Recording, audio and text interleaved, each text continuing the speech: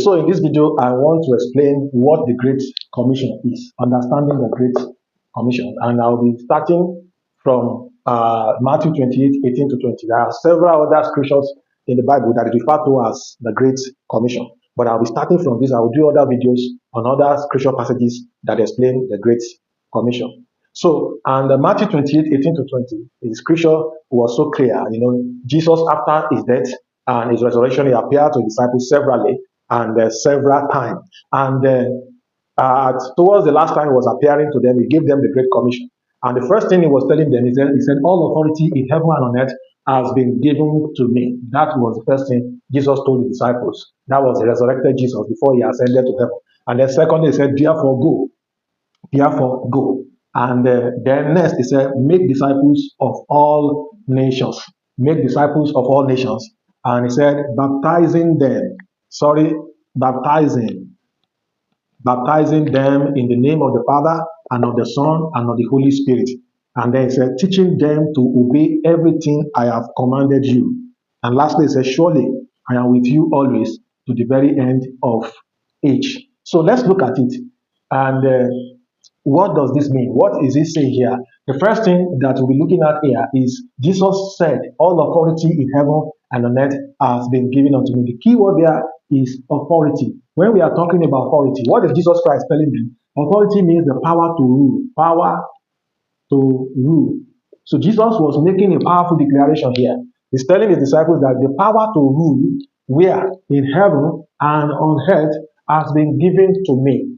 And to me, that is kingship. The power to rule. Who has the power to rule? That's the king. So Jesus is indirectly saying that I've been made the king, and my authority covers the heaven and the earth. So that is the first thing you need to understand here, that this is the command, this is the assignment given by a king. And that's why we call it the Great Commission, because it is given by the king of all kings, the king who rules over the heavens and the earth. So he made it clear to them that, look, I have now been made a king, and my authority covers the heavens and the earth. So wherever you find yourself, anywhere God sends you to, and before you get there, who is the ruler of that place? Jesus has been made the king of that land. Jesus is the king over every nation. He has been made the king over every nation. And so that is the authority behind the Great Commission. So it is a commission given by the king to his followers. So he now told them that now that I've been made king, therefore go. I'm sending you, I'm commissioning you to go and do something on my behalf. He said, therefore go. And in the original Greek translation, Bible scholars believe that it's supposed to be going or as you go. So as you are going, as you go in your day-to-day life, he said, make disciples of all nations. So what was the assignment that Jesus gave to them here? Jesus, the king, gave the disciples assignment. What was the assignment he gave to the disciples? The same assignment is what he has given to you and I as the church. What is that assignment? The assignment is to make disciples. Make disciples. Of course, we have about 4 action words in this place, 4 commands. 1 is go, 2 is make disciples, 3 is baptizing them, and 4 is teaching them. And when you look at this 4, we have been asking ourselves a question: which one is the command? Which one is the assignment? So from looking at all of this, we find out that the assignment is make disciples. Why? Because the rest, this is going, baptizing, and teaching. They call them Jerome. So this is not the command. This is how to carry out the command. So the command is to make disciples, who are the target of all nations. So the Great Commission is Jesus telling the disciples, as we go to all the nations of the earth and make them to be my disciples. So when you say make disciples, you realize that it is what does not exist that you make. So it means that you go to these nations and make disciples of mine where disciples does not exist. So the assignment is to make disciples. The assignment is not just to go. The assignment is not to baptize. The assignment is not to teach. The assignment is to make disciples. And where the assignment is to be carried out nation by nation. So when the Bible refers to nation, nation is talking about ethnic groups. Ethnic groups.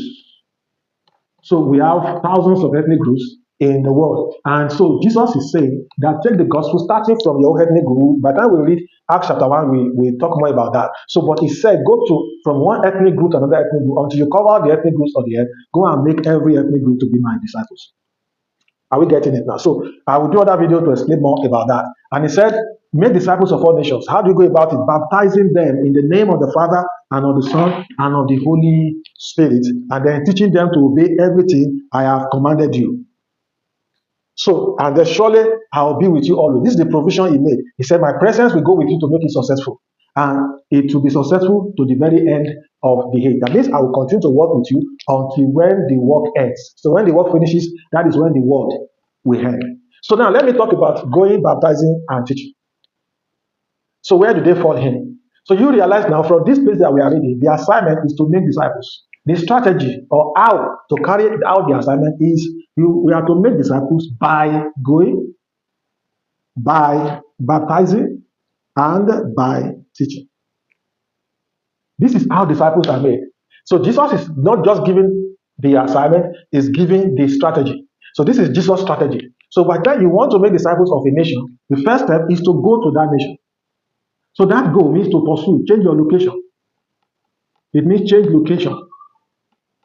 So leave where you are and go to where they are. So that is goal. That's the first step in making people or making a nation disciple. They are not to come to you, you are to go to them. So when you go to them, what do? You go to them. We call it is 3 steps in going to them. How do you pursue them? Through prayer, you pray, through care and sharing of the gospel. We call it prayer, care, share.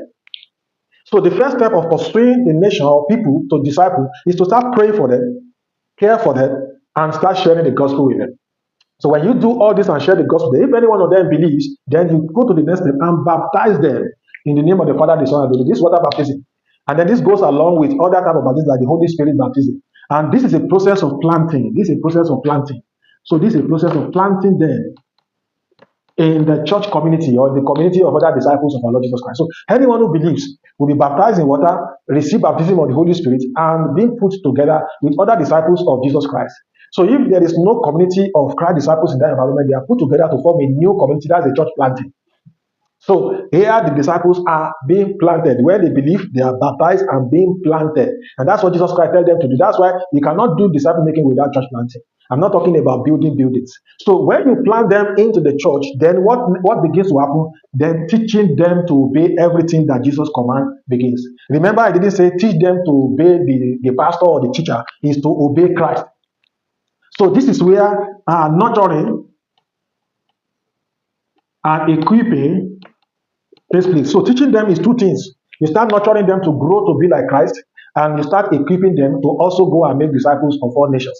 So, and this is what should be in every church fellowship. The church fellowship is where the new disciple is being nurtured and equipped to also become a disciple maker, to be like Christ, to be what God wants him to be, what or her, and to do what God wants her to do. So you are being nurtured to be like Christ, to love like Christ, to live like Christ, and to please God like Christ did.